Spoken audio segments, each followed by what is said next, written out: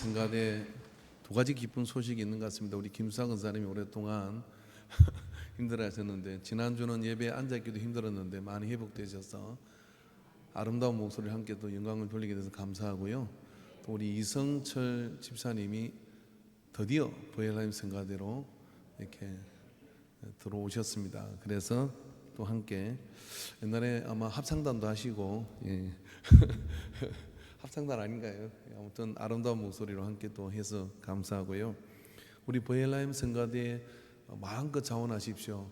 왜냐하면 음악성하고 상관없이 우리는 은혜로 하는 거기 때문에 그냥 다 은혜로 합니다. 서 계시면에도 하나님의 큰 은혜가 임하게 될 줄로 믿습니다.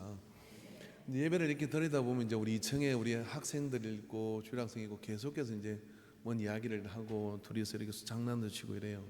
이제 목사는 이게 여기 있으면 이제 그런 게 좀 눈에 거슬리거든요. 그래서 앉아서 제가 오늘 이렇게 보고 있는데 이쪽 저쪽을 보면서 좀 거슬려서 어떻게 해야 되나, 선생님을 보내야 되나 이러는데 하나님께서 딱 음성을 주시는 거예요. 야, 너는 주일학교도 더 했다. 그래서 제가 오늘은 다 용서해 주려고 너는 더 했다. 그래서 참 우리가 올챙이 때를 모르는 그런 어떤 게 있는 것 같아요. 그래서 나는 마치 완벽하게 다 한 것처럼 제가 생각해 보니까 몇 장면만 생각해도 선생님이 불펜으로 머리를 떼면서 어쩌면 그렇게 말을 그렇게 안 듣냐, 그렇게 애매하다가 어느 날 그 선생님이 좀 살아 계시면 제가 목사인 줄 알면 기가 막혀 하실 것 같은데 우리는 또 그런 것 같습니다. 그래서 저렇게 또 커가다가 또 하나님 은혜 가운데 서게 되고, 뭐 중학생도 아닌데 지금 뭐 초등학생이 대회에 들어왔다는 것 자체가 하나님의 은혜 아닙니까? 그래서 큰 은혜 가운데 우리가 서로 윈윈하고 일어나게 되기를 바랍니다. 지난주는 한 주 내내 사실은 좀 다른 일을 하지 못할 정도로 복에 관련된 주일 설교를 하고요. 총 8편 오늘 끝까지 복에 관련된 설교를 시리즈로 화수목금 금요일 저녁 또 새벽 토요일까지 여러분이 아마 지겹게 제 설교를 이렇게 들은 것 같고요. 그래서 복의 길에 관련된 그런 성경적 고찰을 통해서 설교를 했습니다. 그래서 더 이상 무슨 말을 할 수 있으랴. 그래서 오늘 주일 예배는 굉장히 짧을 거라고, 설교가 굉장히 짧을 거라고 저는 확신을 합니다. 물론 여러분이 이해력이 부족하면 좀 시간이 길 수도 있겠지만은 저는 아무튼 그런 홀쭉한 마음을 가지고 오늘 등장했어요. 더 이상 설교를 길게 하는 것은 여러분에게 더 이상 메모리 과다 이렇게 해서 초과될 것 같다 이런 생각이 들어요. 그런데 불행하게도 우리 교회 그 새벽 특별 새벽 기도 시간에 20% 내지 30%밖에 참석하지 않았기 때문에 먼저 참석하신 분들은 좀 길을 막고 주무셔도 충분히 제가 용서를 해드릴게요. 그러나 그렇지 않은 분들은 좀 더 호되게 말씀을 좀 들으셔야 되지 않을까 이렇게 생각을 합니다. 그 복에 관련된 여러분 그 새벽 유튜브의 방송을 꼭 재직 여러분들은 필독하셔야 됩니다. 왜 그러냐면 향후 저는 이제 복에 관련된 설교를 좀 자제하려고 하니까요. 그러나 복 받기를 원하시고 복이 뭔지 개념 정리를 이루기를 원하신다 그러면 새벽 이번에 했던 복에 관련된 설교를 들으시고요. 이 복을 듣기 전에 먼저 사실은 우리가 4월 달에 했던 특별 새벽에 묵은 땅을 기경하라 하는 이 설교를 같이 듣고 그 다음에 복을 들어요. 복만 들으면은 이 기경이 안 되는 상태에서는 또 헛것이에요. 그러니까 이게 이렇게 같이 시리즈로 들어야 되고, 현대 문명이 얼마나 좋으냐면 여러분 우리 교회 유튜브 영상이 무려 1000몇 편이 올라가 있더라고요. 근데 조회수가 맨날 50번을 넘지 않고 있습니다. 여러분이 그 조회수를 좀 늘리기 위해서라도 다시 한번 시리즈별로 들으시면 좋을 것 같습니다. 여러분 제가 읽었던 여러 가지 글 가운데 오늘도 제가 여러분에게 재미있는 이야기를 했는데 사실 재미있는 이야기를 준비를 못했어요. 그런데 하나 이야기가 앉아있는데 이게 생각이 났습니다. 탈무드에 보니까요, 어떤 그 유대의 큰 대상, 이 상인이죠. 그럼 이 대상은 실크로드를 따라가지고 한번 나가면은 3년 4년을 여기서 물건을 가져가서 거기서 팔고 거기서 또 이문을 남길 수 있는 물건을 또 사가지고 돌아오는데 사막을 지나야 되고 또 먼 길을 가야 되기 때문에 보통은 3년 4년을 이렇게 가게 돼요. 그래서 성경에 보면은 어떤 부자가 떠나면서 종들에게 1달란트 3달란트 5달란트 이렇게 주고서 그것을 주고 갔던 그 이야기가 이 대상의 이야기거든요. 이게 유대 사회는 그런 사람들이 있었어요.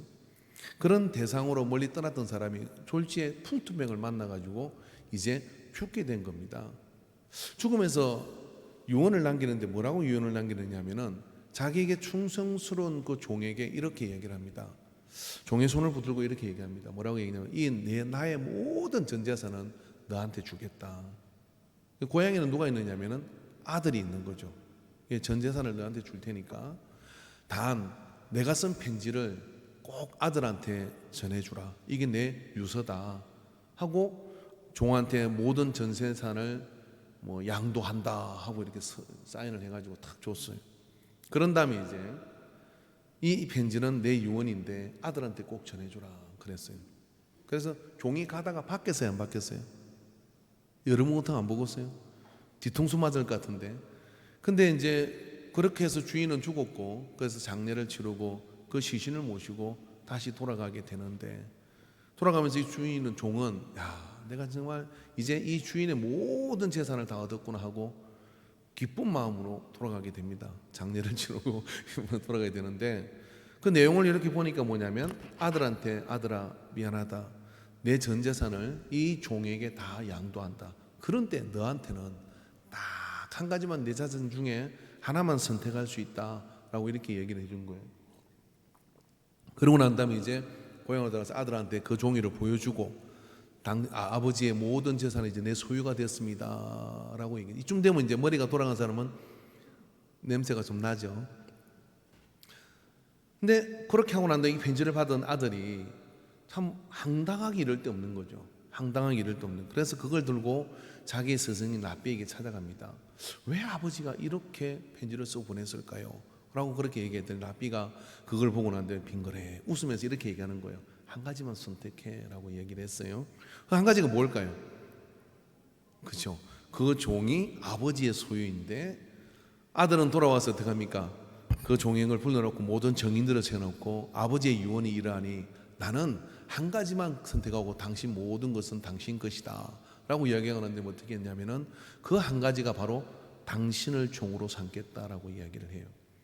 자, 그러므로 인해서 어떻게 되냐면 이 유대의 종이라는 것은요, 자기의 그 어떤 소유나 권한이나 이런 것들이 없어요. 그래서 그 이야기인즉 아버지는 지혜를 짜내서 자기가 여기서 죽게 되면 이것이 다 흩어지게 되고 모든 것들이 아들에게 가지 못할 것을 생각을 하고요, 그런 지혜를 짜낸 아버지의 지혜가 참 탐복스럽죠. 근데 아들은 그것을 바로 알고서 뭐냐면 종은 그걸 몰랐고 아들은 라비를 통해서 그걸 알게 돼서 그 한 가지를 선택하고 결국은 뭐냐면 아버지의 전 재산을 손실 없이 아들이 다 이렇게 상속을 받게 됐다는 탈무드의 지혜를 가르쳐주는 이야기입니다. 여러분, 이 이야기 속에 우리가 얻을 수 있는 교훈이 뭘까요? 왜 종은 좋았다가 나빠졌고 아들은 황당하다고 생각을 했다가 또 좋은 일이 그에게 일어나게 됐겠습니까? 지난 한 주 우리는요, 계속해서 하나님의 복의 길에서 하나님께 어떻게 복을 주시는지를 이야기해 왔습니다.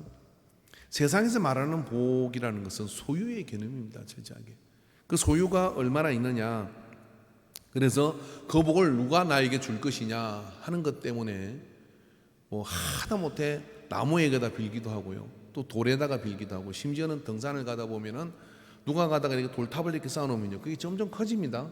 누가 또 지나다 돌을 올리고 소원을 비나이다 도대체 누구한테 비는지도 모르고 거기다가 돌을 얹고 뭐 좀 도와줬으면 좋겠습니다 그러는 거죠. 심지어는 여러분, 교회 다니는 권사님이요, 애 결혼시키는데 날 잡으러 무당집에 가가지고 같은 교회 다니는 권사를 만났다는 거 아니에요. 그러면 소리가 참 용하다고 그러면서, 왜 교회 가서 예배를 드리는 건 드리고 하나님도 도와주시고 그 다음에 무당도 도와주면 좋은 거지 뭐, 이런 헷갈리는 복에 대한 여망이 우리에게 있는 것이죠. 정말 우리가 믿어야 될 대상을 바로 믿고, 그리고 내게 누가 복을 줄 수 있는지를 제대로 아는 것이 우리 신앙에 매우 중요한데, 성경 전체를 아우러서 복이 뭐냐라고 하면 저는 한마디로 말할 수 있습니다. 예수님이 우리의 복입니다. 예수 그리스도가 우리의 복인 거죠. 예수 그리스도가 우리의 복이다. 이 예수 그리스도가 우리의 복이다는 이유는 어떤 것이냐면, 바로 아버지는, 이 예화 속에 나오는 아버지는 어떤 분이시냐면은 우리가 복의 길이라는 설교를 쭉 했지만 세상의 복과 우리의 복의 개념의 차이는 하나는 소유의 기준으로 복이라고 하는 거고 하나는 관계를 중심으로 해서 누가 복이냐를 이야기하고 있는 거예요. 이 아버지는 죽으며 자기 아들이 상속자라는 걸 명확하게 합니다. 그 종은 속은 것이 어떻게 속았냐면은 소유의 눈이 멀어서 그걸 내한테 다 준다고 생각했지만 종은 종일 뿐인 거예요. 그러나 아들은 어떻습니까? 다 잃은 것 같지만 그 아버지의 아들은 이 사람이라는 것이 규명될 수 있으면 그거 하나만 선택해도 다 가져갈 수 있는 것이죠. 자, 그럼 그렇다면 우리가 이 땅을 살아가는 동안에 복과 관련된 사람이 되기를 원하고 하늘의 천복의 사람으로 살아가기를 원하면 절대로 여러분 소유에 집착하고 소유의 개념으로 복을 받았느니 안 받았느니 이런 기준으로 가지고 이야기하는 것은 예배당 안에서 떠나야 돼요. 그런 개념 자체가 떠나야 된다는 얘기예요.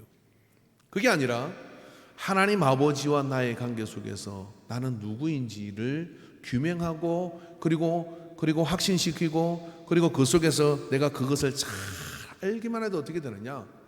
나는 그 속에서요 모든 필요를 채우시는 하나님의 은혜 가운데 전인적인 복을 받게 될 줄로 믿습니다. 근데 이게 여러분 정립되어 있지 않으면 어떻게 되느냐? 그 종처럼요 뒤통수 맞는 일이 벌어지게 되는 거예요. 여러분 아세요? 세계 10대 부자가 누구일까요? 한번 인터넷을 쳐보면 세계 10대 부자가 나오겠죠. 해마다 그 순위가 바뀝니다. 현금을 보유하고 있는 자산 동원력이 가장 큰 사람이 누구냐? 이 부자가 좀 되기를 원하는 사람은 그런 거 합니다. 그런 걸 전혀 생각하지 않는 사람은 돈하고 아주 멀어도 영 먼 사람들이에요. 근데 좀 돈 좀 있다 싶으면 누가 제일 부자인가 그런 생각을 하게 되죠. 여러분 저는 잘 보지는 않았지만 확신하건대 세계 10대 부자 안에는 예수 믿는 사람은 없습니다. 자, 역으로 생각해 봅시다. 하나님이 이 우주를 주관하시고 하나님이 이 모든 것들의 생사화복의 주인이시라면 왜 세계 10대 부자, 20대 부자 안에 예수 잘 믿는 사람이 없는 것일까요? 이쯤 되니까요 복 받으려면 예수 안 믿어야 되는 생각이 들잖아요. 소유의 개념으로 보면 다시 말해서 하나님이 복이라고 말씀하시는 것, 하나님 우리에게 그 복을 주신다고 할 때 그 복은 절대적으로 소유의 개념이 아니에요. 소유가 그 속에 은도 내 것이고 금도 내 것이라고 말씀하셨지만은 그 소유가 우리에게 여러분 왜 부자가 되려고 하는 것이죠? 왜 우리가 많은 금덩어리나 아니면 또 통장의 저축이나 돈을 많이 벌었으면 좋은 이유가 왜 있습니까? 그걸 벌고 내가 소유하면 내가 기뻐질 것 같으니까라고 하는 겁니다. 근데 하나님은 아시는 건 뭐냐면 그걸로 기뻐지지 않는다고 얘기하는 거예요. 왜냐하면 내가 이거만큼 모았더니 이거만큼 모인 사람을 보는 순간부터 그날부터 나는 불행해요.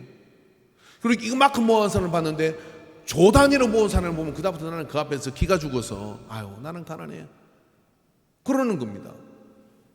지난주에 우리 옆에 있는 교회에서 맥주감사절에 부자는 1,000만 원씩 감사헌금 하십시오 그랬더니 한 명도 안 했다잖아요. 그럼 그 교회 부자가 없나요? 그 교회 제가 볼 때 들은 이야기만 해도 부자가 우리 교회보다 훨씬 많아요. 근데 왜 부자라고 생각하지 않는 것이죠? 왜냐하면 더 부자가 많으니까. 왜 부자라고 생각하지 않냐면 소유의 개념으로 생각하니까 나는 부자가 될 수 없는 거예요. 대한민국 상위 2% 안에는 들어가야죠. 아니 10% 안에는 들어가야죠.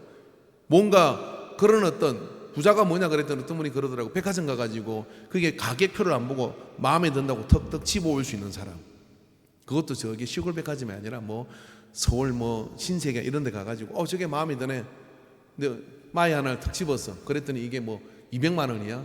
그랬더니 이게 스타킹 하나가 50만 원이야. 그렇게 막 집어올 수 있는 사람이 부자래요. 그럼 우리는 다 가난뱅이잖아요. 그렇잖아요. 그렇게 집어온 사람 없나? 있나요? 예. 왜 10대 부자 안에는 하나님 믿는 사람이 없는 것인가요? 왜냐하면 소유 그 이상의 그 뭔가가 아버지 하나님의 기준의 복이고요. 또 한 가지는 여러분 하나님 믿지 않는 사람도 그게 다가 아니라는 것을 벌어본 사람은 알게 됩니다. 소유를 해봤더니 그 소유가 내게 행복을 주는 것이 아니라 그것 말고 플러스 알파에 다른 것이 있어야 내가 행복하구나 하는 건 행복을 느낀다. 부자가 되려는 이유가 기뻐지려고 행복해지려고 하는데 되어보니 행복하지 않더라는 거예요. 그것 때문에 더 불행을 느끼는 그런 일이 생기는데 이걸 어떻게 설명할 거냐고요. 그래서 여러분, 오늘 성경은 우리에게 바울을 통하여 신령한 복을 우리에게 주셨다고 말씀해 주는 겁니다. 3절의 말씀을 찬송하리로다. 하나님 곧 우리 주 예수 그리스도의 아버지께서 그리스도 안에서 하늘에 속한 모든 신령한 복을 우리에게 주시되, 누구? 예수 믿는 사람 우리에게 그 복을 주셨다는 거예요. 그죠? 그 복을 우리에게 주셔서, 복은 하나님 우리가 당신을 알기 원하셔서 인도하는 하나의 조건입니다. 자, 이제 그림을 제가 하나 보여드릴게요. 손으로 보여줄 테니까 한번 보십시오. 자, 하나님께서 우리에게 복을 이렇게 주시려고 하셔요. 그러니까 또 우리가 하나님의 손에 있는 복이 필요하잖아요. 그래서 건강 주십시오. 그리고 좋은 직장, 연봉 좋게 주십시오. 그리고 또 좋은 집도 주시고. 그럼 막 눈치 보지 말고 아멘 하세요. 우리 다 그렇게 속물이잖아. 그렇게 달라고 하나님께 기도하고 그렇게 우리가 기도하는데 하나님께서 주셔요. 근데 막 꽉 차게 주는 게 아니라 이렇게 준단 말이죠. 주면 이제 그거 하나 받고 어떻게 하냐면, 하나님 주시네. 그래가 어떻게 하냐면 올라가 하나님 가까이로 올라가요. 올라가야 정상이에요. 올라가면서 어떻게 합니까? 예배 생활도 하고 헌금 생활도 하고 이렇게 하면서 올라가 보니까요, 하나님은 높은 데에 계시는데 그 하나님께로 내가 자꾸 올라가던 성경 읽기도 올라가다 보니까 이게 어떻게 되느냐면요, 전에는 요것만 있어도 살 것 같아. 그런데 그게 아니라 또 다른 차원의 하나님 아버지의 가까이로 가면서 어떻게 돼요? 하나님의 시선과 하나님의 말씀과 하나님의 생각이 내게 묻어나면서요, 우리가 추구하는 것이 달라져야 정상입니다. 그게 달라져야 정상이거든요. 그게 뭐냐, 성장된다는 거예요. 예를 들면 여러분이 아이가 태어났어요. 우리 아이가 주찬이가 있는데 아이가 태어났어요. 아이가 처음에 뭐 합니까? 그냥 입으로 가져가면서 장난감 가지고 놀고 그러잖아요. 근데 30년이 지났는데 아이가 장난감 블록을 가지고 막 놀면서 그거 뺏기면 울고 그거 빼면 그거 달라고 그러고 그러면은 여러분, 이 기가 막힌 일 아니겠어요? 근데 더 이상은 그걸 안 갖고 놀아요. 안 갖고 논다는 게, 물론 그걸 어른이도 갖고 노는 사람이 있어요. 근데 안 갖고 노는 게 보편적 기준이죠. 왜 안 갖고 놀아요? 이제는 뭐 큰 차도 생기고 이제는 뭐 더 세상 넓은 데 가서 볼 수 있는 이런 것들이 요구가 욕망이 달라진 것이죠. 그게 정상이라 이 말이죠. 그러면 우리가 오늘 성경에서 구약의 이 현세의 복을 하나님이 약속해 주셨어. 신약에 와서 예수님을 통해 심령의 복을 약속해 주셨어. 그리고 이 서신서를 통해서 하나님 아버지께서 바울을 통해 우리에게 너희가 정말 이제 추구해야 될 복은 뭐냐? 신령한 복이다라고 얘기를 하는 거예요. 그래서 하나님은 우리에게 복의 그런 공급자이신데, 하나님 우리에게 복을 주시고 그리고 복을 또 이끄셔서 원하는 건, 우리는 하나님의 손에 있는 그 눈에 보이고 만지지는 복을 사모하지만 하나님은 뭐냐면 이 복을 제공하는 내가 누구인지를 네가 알기를 원한다는 거예요. 어떻게 알기를 원하느냐? 내가 네 아버지다 라고, 내가 너의 아버지고 너의 후계인이고 너의 모든 보호자다는 것을 알기를 원하셔서 하는 겁니다. 제가 애들을 키워보니까 그렇더라고요. 뭐 학교 데리려면 데려다 주고, 뭐 필요하다면 내가 도울 수 있는 데까지 도와주고 이렇게 하는데, 근데 계속해서 이 애가 저한테 아저씨 아저씨하고 부르면 내가 그럼 너한테 뭐 하는 거냐 도대체, 이렇게 되지 않겠냐고요. 여러분, 우리가 그래서 하나님 우리에게 복의 융단을 까시고 어떻게 하느냐면, 우리의 필요에 따라 질병을 고쳐주시기도 하고 문제를 해결해 주시기도 하고, 또 돈이 필요하면 돈을 벌 수 있도록 직장을 주시고 주시죠. 그럼 그 카페트를 걸어서 가면서 우리는 뭘 알았냐, 왜 이분이 나한테 이렇게 하시는지 그걸 물어봐야 되는 거잖아요. 안 그렇습니까? 여러분, 우리가 살아가는 동안에 내한테 자꾸만 안 될 일이 되고 말입니다. 그리고 이렇게 해서 정말 이렇게 힘들었는데 이런 문제가 해결되고 이러면은 내가 잘났지, 내가 그렇게 참 재능이 뛰어난가 보다 이렇게 생각하면 그 사람은 교만한 사람이죠. 내 노력 99% 할지라도 그게 세상의 뜻대로 그렇게 됩니까? 안 되는 거잖아요. 근데 어느 날 내가 그렇게 노력했으면 안 되던 일이 또 노력을 좀 덜 했음에도 불구하고 되는 것을 보면서 무슨 생각을 합니까? 야, 누가 나 도와주는 것 같은데? 이런 생각을 해야 되는 거예요. 특히 예수 믿는 사람은 뻔하잖아요. 도와줄 분이. 마귀가 도와주겠어요? 아, 내가 사업하는데 마귀가 도와줘서 난 잘 되고 있습니다. 그런 사람이 있겠습니까? 그럼 그게 아니라 하나님이 도와주시는 거잖아요. 그럼 하나님이 왜 나한테 이렇게 하실까라고 궁금증을 가지는 게 사람이거든요. 그리고 그 궁금증을 가지고서 어떻게 하냐면, 하나님 아버지, 다른 사람도 많은데 저한테 이렇게 참 도와주시는 이유가 뭡니까? 저한테 뭘 바라십니까? 이게 물어봐야 될 이유입니다. 그럼 하나님 아버지가 뭐라 그럽니까? 야, 아버지라고 한번 불러봐라. 하나님은요, 성경에 뭐라고 하냐면, 예수를 믿은 사람은 영접하는 자, 곧 그 이름을 믿는 자들에게는 하나님의 자녀가 되는 권세를 준다 그랬어요. 그래서 오늘 이 에베소서 1장에 언급되는 신령한 복은 철저하게 바울이 뭔 이야기를 하는 것이냐면, 가장 좋은 하늘의 신령한 그 복이 우리에게 주어졌는데, 그 주어진 복은요, 말씀을 좀 복잡한 것 같아도 읽어보면은요, 하나님이 우리와의 어떤 관계 속에 있는지를 설명하는 겁니다. 여러분, 하나님과 우리의 관계가 명확해지고 하나님과 우리의 관계가 확신에 차 있으면요, 그게 복입니다. 그게 복입니다. 그래서 오늘 성경은 우리에게 그런 복에 대해서 설명하는데, 만세전에 나를 선택해가지고 하나님 아버지께서 우리를 아들을 삼아줘. 5절의 말씀을 읽어봅시다. 5절에 그 기쁘신 뜻대로 우리를 예정하사 예수 그리스도로 말미암아 자기의 아들들이 되게 하셨으니. 너가 아버지 뭐 하시노? 아, 영화 안 보셨구나. 친구란 영화를 보면요, 부산에 뭐 이렇게 그런 거친 남자들의 이야기인데, 학교 때 있었던 에피소드를 거기서 영화에서 보여주죠. 선생님이 키가 자그만한데 이게 학생들을 불러내, 태도가 불량한 분들 뺨을 탁 때리면서 이렇게 하잖아요. 너가 아버지 뭐 하시노? 이렇게 묻는 거지. 왜 물어봐요? 아버지가 뭐 하냐에 따라서 이걸 강도를 좀 조절하겠다 이거예요. 너가 아버지 뭐 하시노? 그런 이야기거든요. 여러분, 우리가요, 여러분의 아버지는 뭐 하십니까? 라고 물으면 뭐가 생각이 납니까? 아, 우리 아버지는 술로 세상을 보내셨지. 우리 아버지는 뭐 기도를 많이 하셨지. 이제부터 여러분, 복의 신령한 복을 상속받은 사람은요, 그 아버지를 이제 머릿속에서 좀 지우세요. 지우고, 지금부터 너가 아버지 뭐 하시나? 우리 아버지는 하나님입니다. 요리 한번 해보세요. 그러면 마귀가 일단 쫄아.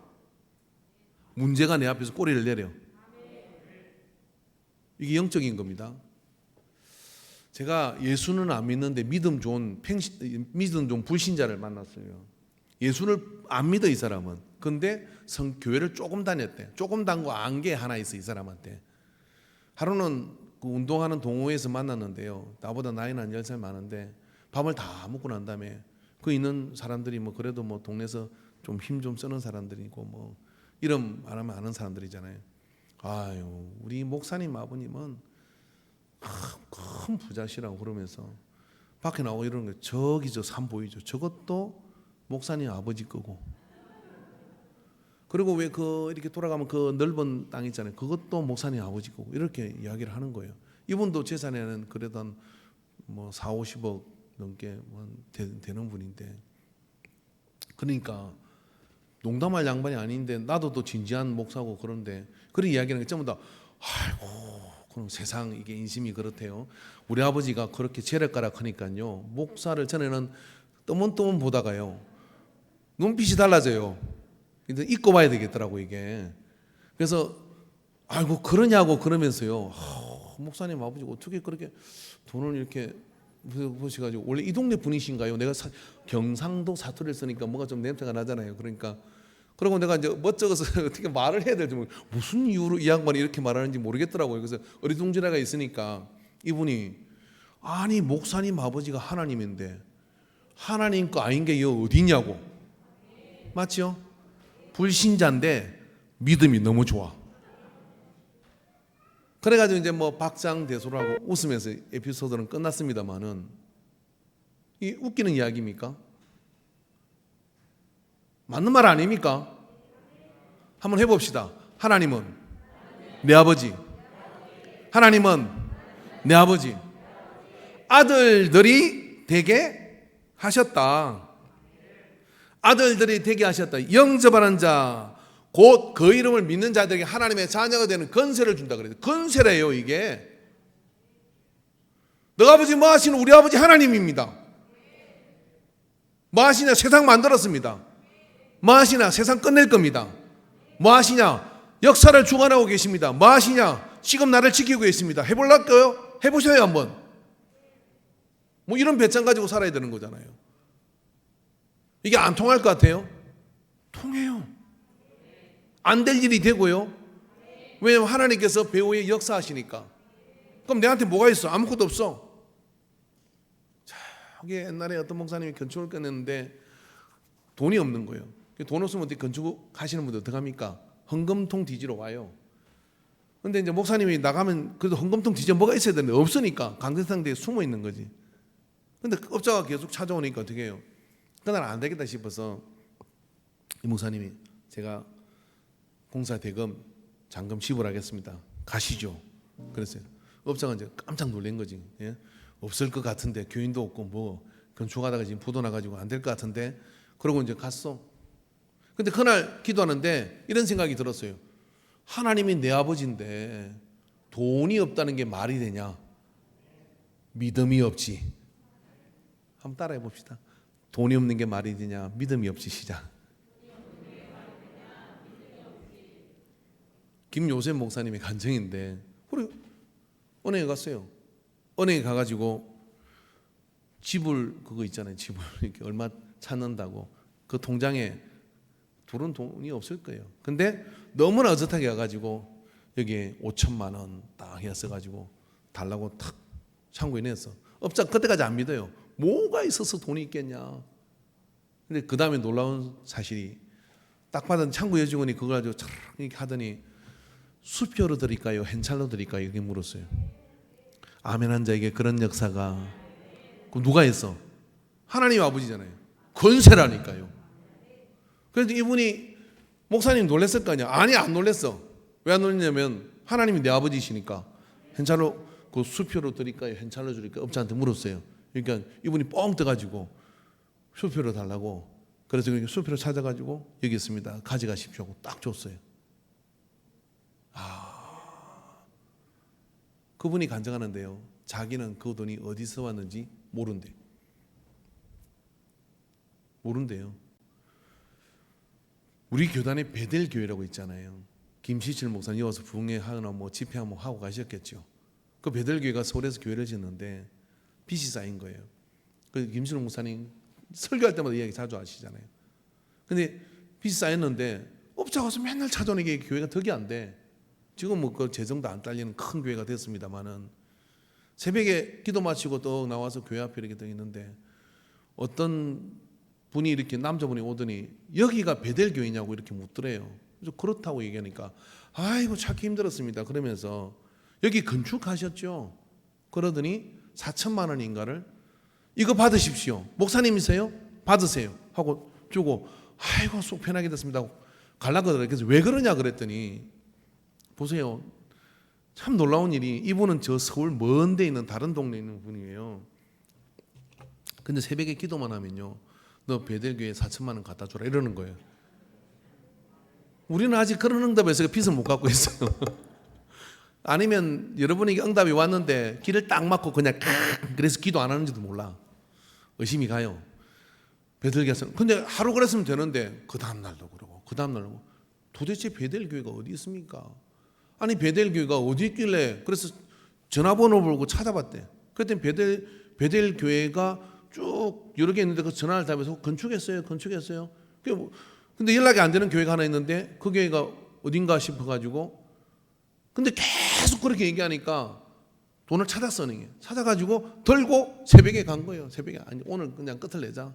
하나님 왜 그 사람한테 그러라 그랬겠어요? 복 주시려고. 하나님은 곱하기예요. 그래가지고 그거 가서 준 거예요. 그래가지고 그 남은 잔금을 치른 거예요. 근데 누가 은혜 받아? 김시철 목사님이 은혜 받았죠. 왜? 야, 하나님이 내 아버지라는 게 이런 거구나. 그러면서 그 이야기를 가는 데마다 이야기를 하셔요. 그 뭐 거짓말 하겠어요, 목사가? 연세도 지긋하신데. 그럴 양반 아니잖아요. 저도 그 말을 좀 반신반의 했어요. 짜고 치나. 근데 그 이야기를 목회자들 모였을 때, 또 예배 왔을 때 그런 이야기를 하시더라고요. 우리 장세현 소천하신 목사님이 여기도 뭐 좀 불편하긴 해도 그래도 아는 사이니까 그 얘기를 또 하시더라고요. 그러니까 정인 정거 다 하긴 했습니다. 왜 그럴까요? 오늘 신령한 복은 뭐냐면 관계인데 네가 내 아들이다, 아들들이 되게 하셨다, 이게 건세입니다. 그렇기 때문에 죄로부터 우리를 깨끗하게 실제로 시켜주셨고요. 그리고 그 씻어주시는데 어떻게 씻어주냐? 갈라디아서 1장 4절에 보니까 그리스도께서 하나님 곧 우리 아버지의 뜻을 따라 이 악한 세대에 우리를 건지시려고 우리 죄를 대속하기 위하여 자기 몸을 주셨으니라고 얘기합니다. 어떤 아버지시냐면은, 제가 육신의 아버지를 좀 2차적인 것으로 좀 지우라고 한 이야기는 빈말이 아닙니다. 근본 하나님의 본체이시나 동등됨을 취하지 아니하시고 사람의 몸을 입고 오셔가지고 사람과 같이 되시고 우리 죄를 위하여 내가 죽어주신 분이 예수님이시지만 하나님이셔요. 그 하나님 아버지는 어떤 분이시냐면은 나를 위하여 나 지옥 안 보내려고 대신 죽어주신 분이에요. 의외로요, 청소년 집회를 이렇게 하다 보면, 또 청소년 집회 아니라도 전쟁 끝나고 우리 세대의 아버지들은 굉장히 상처가 많으신 분들이에요. 6.25 때 수많은 시체를 받고 또 피난을 했고 이랬기 때문에 참으로 정신적으로 건강하게 유지하고 살기 어렵는 시대 아닌가 이런 생각이 들어요. 그래서 그런지 아버지는 항상 술 먹거나 집 나가거나 폭력을 행사하거나 막 소리 지르거나 이런 아버지들이 태반입니다. 근데 지금 현대도 보면은 그런 경우가 많이 있어요. 그런데 말입니다, 그 아버지 중에 그래 괜찮은 아버지가 있읍시다. 내 아이를 위해서 난 대신 죽을 수 있다, 죽을 수 있다는 생각하고 죽는 것하고는 다른 일이에요. 그런 아버지가 있나요? 근데 오늘 우리가 아들들이 되게 하셨다라고 하는, 예정을 하셔가지고 아들들이 되게 하셨다는 하는 그 아버지는 말로만 그런 게 아니라 하나님이 세상을 이처럼 사랑하사 독생자를 주셔서 이는 저를 믿는 자마다 멸망치 않고 영생을 얻게 하려 함이니라, 대속으로 대신 죽어주시고 나와 하나님의 관계를 아버지와 아들의 관계로 맺어주신 거예요. 그렇게 맺어주신 관계 속에 우리가 있다고 할 때, 우리가 정녕 아버지 하나님을 내 아버지로 모시고 가면 그 아버지가 할 수 없는 일이 어떤 게 있겠습니까?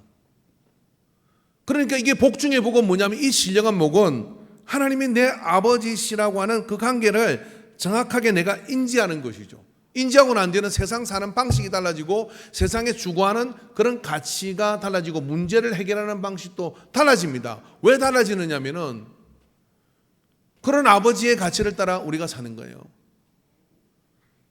우리 집 애들도 가끔은 아버지가 재벌이었으면 좋겠다 이런 생각을 할 것 같아요. 뭐 좀 없습니까? 우리 집에는 오래된 서류들이 있어서 그걸 이렇게 뒤적거리며 물어봐요. 혹시 뭐 할아버지가 남긴 뭐 없다? 믿음만 상속했다. 그러면 좀 좋을 것 같잖아요. 그런데 말입니다, 나를 위하여 죽어준 아버지가 누가 있어요?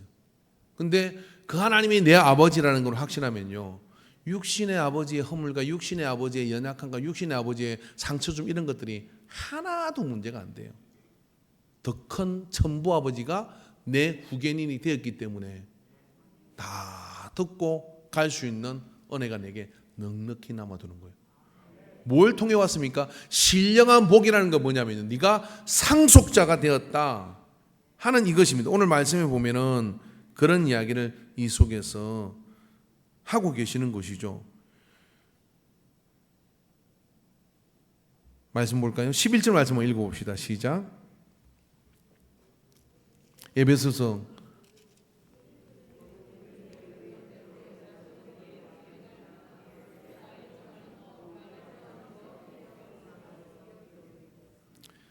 자, 11절 말씀 그렇게 되어 있는데 표준 세번역에 좀 정확하게 이 뜻을 전달할 수 있더라고요. 거기 보니까 뭐라고 하냐. 하나님은 그리스도 안에서 우리를 상속자로 삼으셨습니다.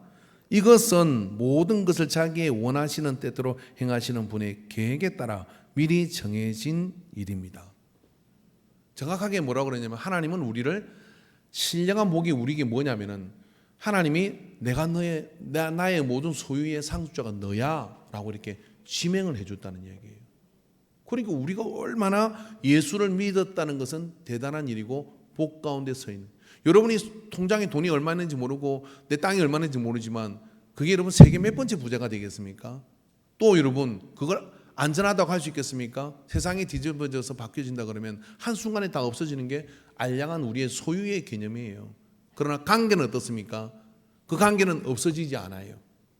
그 관계는 없어지는데 그 관계를 통해서 뭐냐면은 하나님께서는 그런 역사를 우리에게 상속시켜 주시는 상속을 우리에게 허락해 주신 것이죠. 그래서 이런 우리가 상속자로 이렇게 부름을 받았다는 것이고요. 또 우리에게 어떤 복을 상속해 주시느냐면은 8절부터 9절 말씀 봅시다. 하나님은 우리에게 시작. 하나님은 모든 지혜와 총명을 넘치게 주셔서 그리스도 안에서 미리 세우신 하나님의 기뻐하시는 뜻을 따라 하나님의 신비한 뜻을 우리에게 알려주셨습니다. 표준 세번역으로 제가 읽었습니다. 개역 성경은 이렇게 되어 있지 않아요. 언어가 조금 혼란스러워요. 말이 좀 어렵습니다.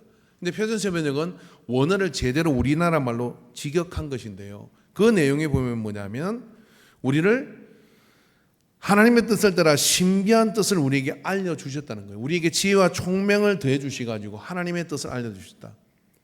우리에게 신령한 복으로 상속된 게 뭐냐면 아버지가 하는 일이 이해가 되기 시작한다는 거예요. 육신의 아버지가 아니라 하늘 아버지가 하는 일이 이해가 되고 성경을 읽으면 그 성경 속에서요.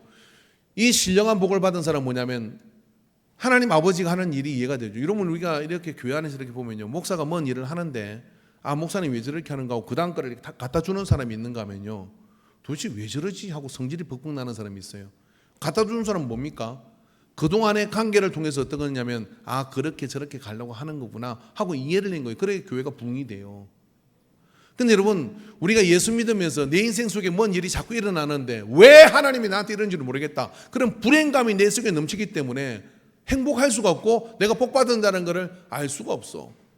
그런데 신령한 복을 받은 사람은 어떤 사람이냐? 아버지 하나님의 신비한 뜻을 우리에게 알려주신다는 거예요.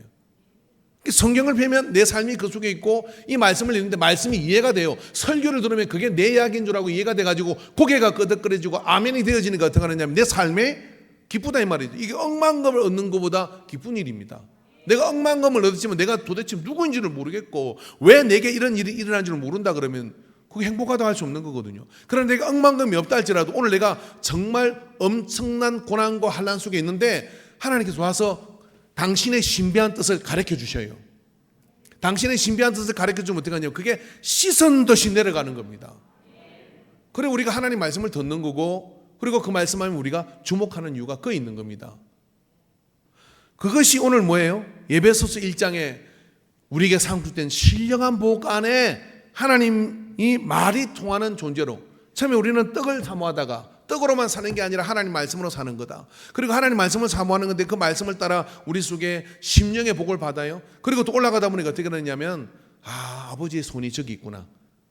아버지의 뜻이 여기 있구나. 그런 뜻이 이해되기 시작하는 게 신앙생활이 어떻게 돼요? 재미있죠. 천국은 마치 값진 진주 하나를 발견하고 온 소유를 다 팔아 장사와 같으니 세상 동네 사람은 아무도 이해를 못하는데 그 진주 그게 뭐냐? 아버지의 뜻을 내가 알았다.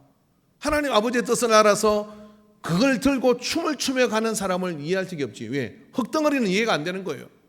그러나 뭡니까? 하늘의 신령한 몸으로 거듭난 사람은 그걸 알았다는 것 자체가 내 삶 속에 행복이 온 거예요. 그래서 십자가로 나가고 그래서 죽을 줄 알지만 나가 잠시 후면 있을 하늘나라의 것을 바라보는 하늘의 복으로 나가는 선택이 그래 일어나는 겁니다. 고린도전서 15장 48절에서 50절 말씀 한번 봅시다. 같이 한번 읽어봅시다. 시작. 무릇 흙에 속한 자들은 저 흙에 속한 자와 같고 무릇 하늘에 속한 자들은 저 하늘에 속한 이와 같으니 우리가 흙에 속한 자의 행상을 입은 것 같이 또한 하늘에 속한 이의 행상을 입으리라. 형제들아 내가 이것을 말하노니 혈과 육은 하나님의 나라를 이어받을 수가 없고 또한 썩는 것은 썩지 아니할 것을 유업으로 받지 못하느니라. 하늘에 속한 자가 될 때 그게 뭐냐면 아버지 하나님의 신비한 뜻을 아버지가 일러주는 말이 우리 수준은 안 돼. 근데 하나님 우리에게 지혜와 총명을 줘가지고 그 말을 알아들을 수 있는 그런 상태가 되어질 때 그걸 뭘로 비교할 수 있겠냐 말이에요. 저기 뭐 TV 보니까 그 네트리브인가 그 개가 정말 똑똑하더라고요. 걔가 이분이 이제 알코올 중독으로 그냥 되는 일도 없고 해서 그렇게 살았는데 누가 개 한 마리 갖다 줘서 걔하고 술 먹으면 자꾸 이야기를 했나 봐요. 야 너는 왜 그렇게 나한테 뭐 이렇게 하는 거리고 뭐 이렇게 했더니 그게 한 3년쯤 지났더니 술 먹으려고 이렇게 술병 그러면 냉장고 문을 칵 닫아요. 병을 이렇게 탁 쳐버리고 걔가 희한하더라고요. 라면 봉지를 뜯으면 냄비를 들고 와요. 집에 마누라보다 나아요 이게. 또 배드민턴 라켓을 탁 들면은요 걔가 나가더니 그 배드민턴 혼자 못 치잖아요. 그 배드민턴 치는 친구한테 가가지고 문을 막 두드려 걔가 웡웡 이렇게. 그러니까 배드민턴 치러 가자고 그러더니 그 양반에 또 배드민턴 들고 나오더라고. 야, 뭔 걔가 그래요? 내가 거짓말하는 거 그렇게 해요. 그 다음에 야, 저 가게 가서 뭐 가져와 그랬더니 뭐 5,000원짜리인가 이렇게 줬어. 그랬더니 바구니 들고 막 들고 가요. 가게에서 꽤 멀던데 가더니 가게 주인한테 가서 바구니 내놓고 뭐라 하는 게 그게 뭐 줬나 봐. 근데 걔가 안 가. 전화가 와서 걔가 안 간다고 그렇게 얘기하니까 얼마 주냐고 그러니까 얼마 잔돈을 안 내준 거예요. 그러니까 안 가는 거야.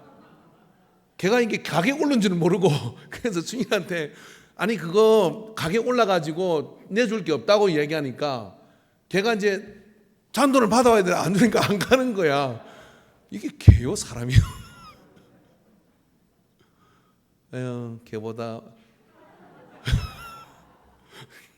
그래 놓은 속담이 눈치 없는 게 인간이니까 이렇게 놓은 그런 속담이 있어요. 우리 수준하고 하나님 수준하고 지렁이하고 사람 수준 보면 될 거예요. 지렁이가 뭘 알겠어요? 예? 구더기도 죽지 못하는 지구에 들어간 지렁이인데 우리에게 영접하고 내 제사함을 받고 하나님을 알고 나는데 하나님이 우리를 말 상대로 삼으시는 거예요. 야 모세야 나 상멸해버리고 너하고 같이 갔으면 좋겠다. 하나님 안 됩니다. 그럼 하나님 요거도 먹어요. 도란도란 하나님하고 이런 이야기를 할 수 있겠습니까? 그런데 하나님을 이런 구약시대 사람을 하나님 아버지라고 못 불렀어요. 그 무수하는 종의 영을 받고 이제는 양자의 영을 받으라 하는 이유가 이런 이야기입니다. 그 관계가 이렇게 형성되니까 어떻게 되느냐 신령한 복숭에 뭐가 있느냐면 하나님 아버지하고 말이 통해 기도가 달라지고 내용이 달라지고 하나님이 하시는 일이 느껴지고 이해가 돼요. 그러면 여러분 열받는 일이 줄어들고요 은혜로다 은혜로다 은혜로다 나의 나됨은 전적인 하나님의 은혜로다 하는 그 은혜의 마음이 이 속에 들어가요. 그러니까 이 사람은 뭐예요? 세계 10번째 안에 들어가는 부자가 안 될 자를 그 하나도 1도 부럽지 않습니다. 그것보다 훨씬 더 큰 전인적인 하나님의 복을 받은 사람으로 자부할 수 있는 거예요. 저보고 안 가져봐서 하는 이야기라고 가지고 싶은 생각이 없어요. 그래야 뭐 100년 까불다가 가는 거 아닙니까? 그런데 우리가 하늘나라에 대한 소망이 분명해요. 그러면 그 하나님의 소망이 분명한데 아버지 하나님 앞에 내가 기도하고 하나님과 이런 성경을 읽으며 그 속에서 아버지께서 내게 가르쳐 주시고 내 삶 속에 일어난 일들을 신비한 하나님 일을 하나님이 내게 일러주신다? 그거 없고 살죠. 언제 죽을지도 모르는데 언제 끝날지도 모르는데 비행기가 추락할 수도 있고 별일이 다 일어날 수 있는데 뭐가 장담할 수 있는 게 인생이 어디 있겠습니까? 그런 상속자로 우리를 불러주신 것이 이 에베소서의 신령한 복이에요. 여러분이 어떤 복이 있는지를 생각해 보십시오. 이번에 이 새벽기도 시간에 복의 길을 설교하고 그걸 그래서 내가 한번 피드백을 해봤어요. 뭐 해봤냐면 어떤 은혜를 받았냐 그랬더니 참 많은 분들이 은혜를 받은 이야기를 하더라고요. 그래서 저는 내용이 좀 반응이 좀 뜨뜻미지근하고 그래서 야 이번 이게는 좀 그랬다는 게 제대로 잘 전달됐더라고요. 정말 그 복의 길에 우리가 발견한 것은 뭐냐면요. 인생 다 살고 봤더니 사람 이렇게 임종하기 전에요. 내 통장, 내 금덩어리 그거 부둥켜 안고 죽는 사람이 어디 있겠어요. 그때마다 모든 대다수의 이상한 사람들 빼고는 죽을 때 자기가 사랑하는 사람, 자기가 관계했던 그 어떤 누구를 보고 싶어 하거나 또 그런 사람에게 해줄 말이 있다고 얘기를 해요. 관계예요 다.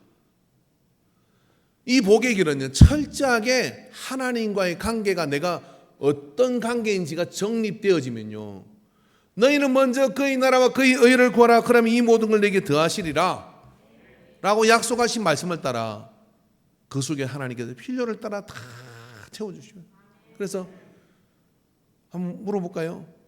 자 여러분 여러분이 심장이 여러분의 간이 여러분의 어떤 그 장기가 튼튼해서 병원 갈 일 없는 게 복이겠어요? 아니면 내가 돈이 많아가지고 이것저것 다 뜯어고치가 새로 해야 복이겠어요?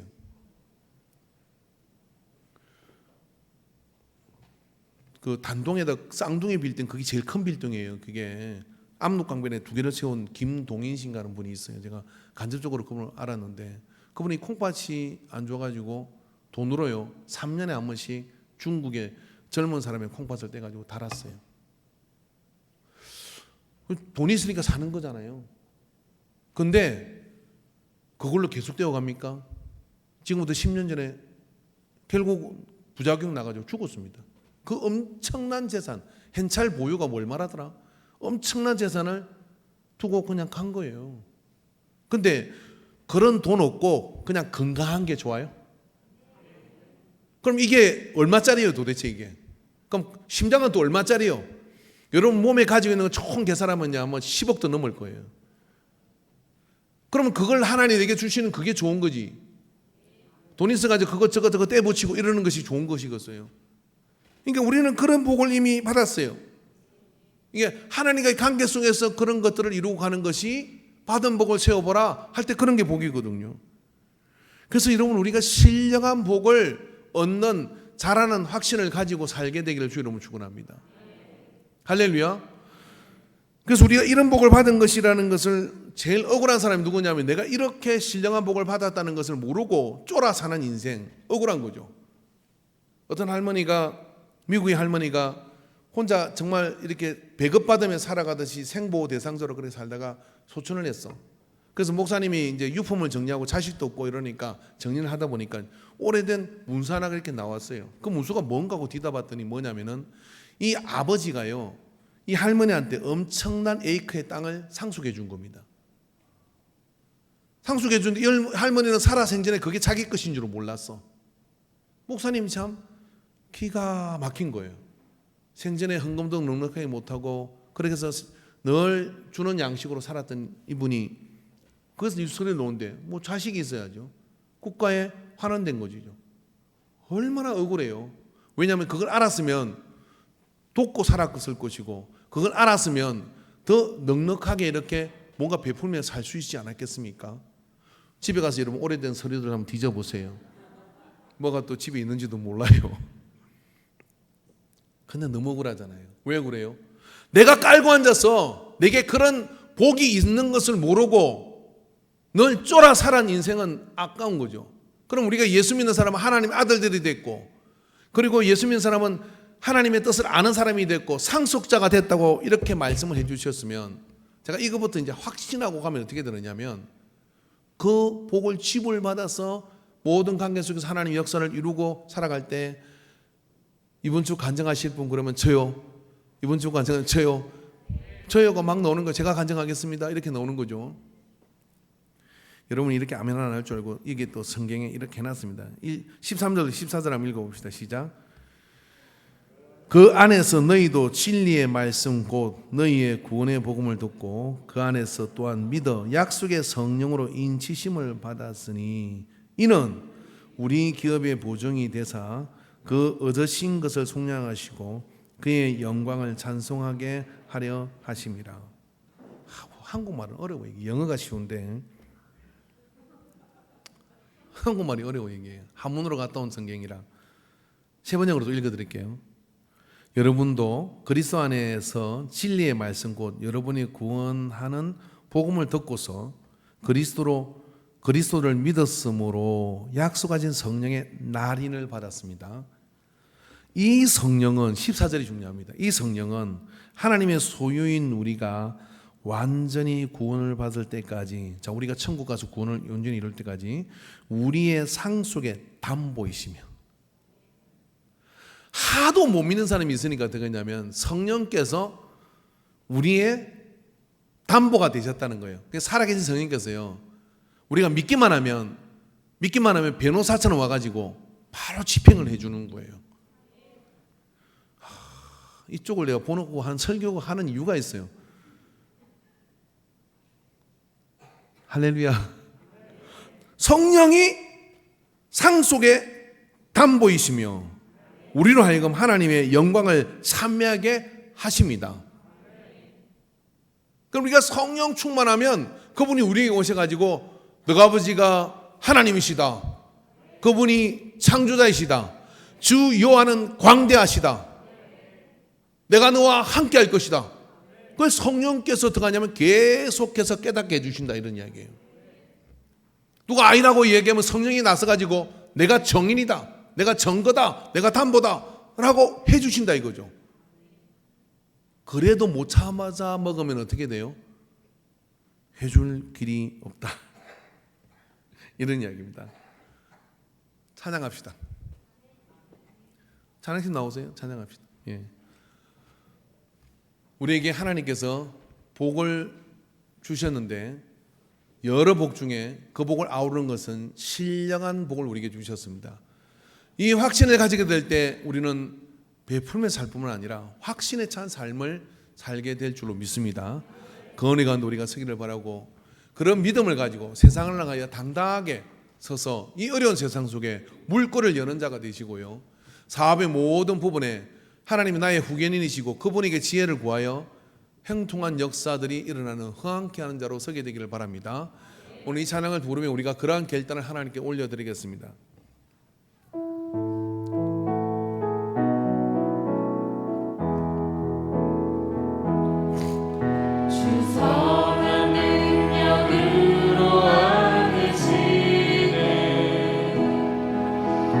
크신 발로 날 붙드시네. 절망 속에도 흔들리지 않고 사랑하는 주 얼굴 구하리. 선한 능력으로 일어서리. 주만 의지하리. 믿음으로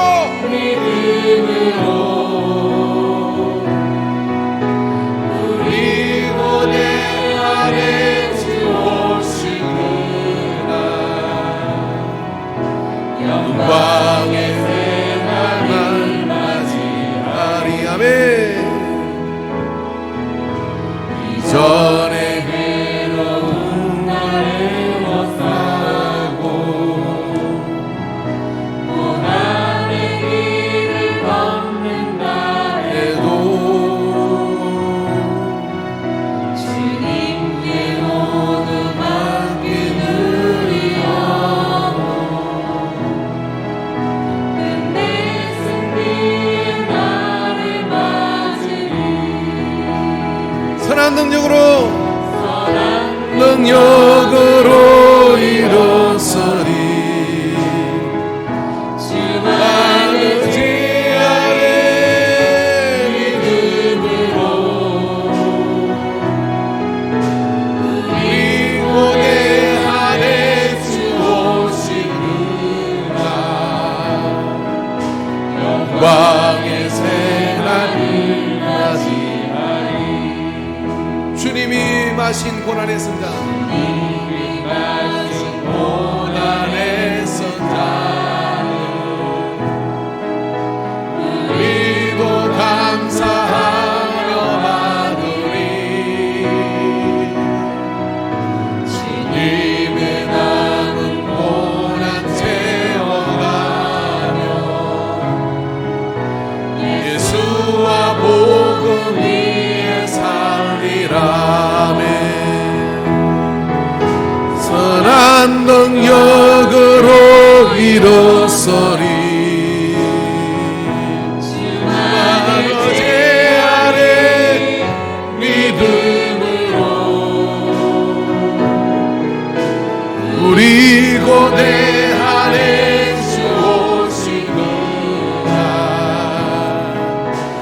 영광의 날 선한 능력으로 일어서리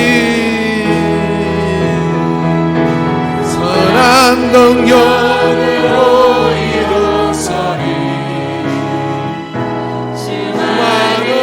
만어제하리 믿음으로 우리 고대 안에 주 오신 그날 승리의 날 맞이하리. 우리가 왜 복을 받아야 되며 우리가 왜 하나님과의 그 신령한 관계 속에 있느냐면 뜻이 하늘에서 이룬 것 같이 이 땅에서 이루어지기를 원하고 확신하기 때문에 그렇습니다. 아버지, 오늘 우리가 복의 신령한 복의 상속자가 됨을 확신하며 우리가 잠깐 기도합시다. 하나님이 내 아버지신 것을 확신하고 우리의 눈앞에 있는 모든 상황과 환경과 역경 속에서 아버지께 간구하고 나아가 만물이 신음하며 하나님의 아들들이 나올 것을 고대하는 이 말씀 속에 그 하나님의 아들이 내가 되게 하여 주시옵소서. 잠깐 기도합니다. 주여 삼창 기도합니다.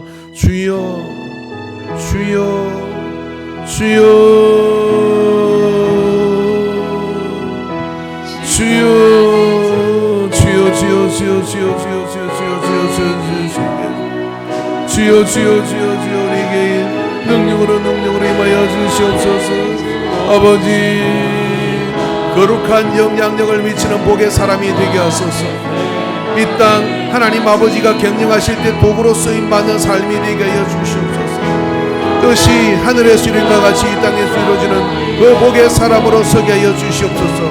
물러섬이 없고 타협함이 없는 복의 사람으로 흥황케 하는 자로 아픈 곳을 아버지 하나님이여 감싸지는 자로 위로자로 주여 그 복의 능력을 나타내는 자로 도구로 쓰임받도록 우리를 인도하여 주옵소서.